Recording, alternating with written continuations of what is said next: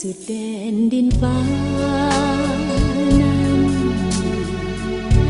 ทั้งมีสุขสันต์ก็ลืมเวียงจันทน์บ่ได้จากงานเส้นนานยังห่วงญาติมิตรทั้งปวงข้าสลายดวงใจคะนึงทุกวันเมื่ออยู่ผู้เดียวยิ่งเดียวยิ่งคิดเศร้าเหมือนนกที่เหงาอยู่ในกรงทองอาจอันสุขกายทุกใจเมื่อจากเมื่อยามพัดพาแคว้นที่เวียงจันทน์ถิ่นฐานนครของลาวจากไปสู่ใต้ฟ้าประเทศอื่นห่างมิตรที่เคยแสนซื่อห่างลงฟ้าน้ำอาทั้งมีสุขอยู่วังทองบ่เหมือนเห็นหน้าพี่น้องลาวคิดมาแสนเศร้าห่วงใยมิอาจหลงลืมภาพแห่งความหลัง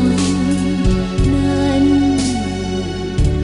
ทั้งมีสุขสันต์ก็ลืมเวียงจันทน์บ่ได้เมื่อยามหวนมาเยือนถิ่นใต้ฟ้าเหนือดินลำเมื่อใดสุขใจเหนือคำกล่าวขาน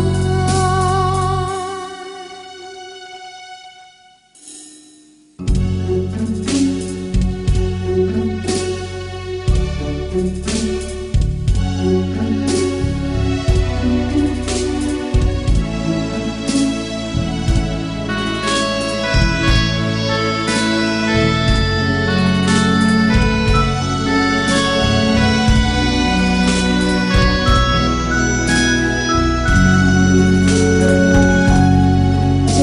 ากไปสู่ใต้ฟ้าประเทศอื่นห่างมิตรที่เคยแสนซื่อห่างลงฟ้าน้ำอา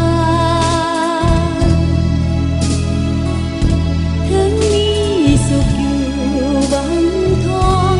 บ่เหมือนเห็นหน้าพี่น้องลาวคิดมา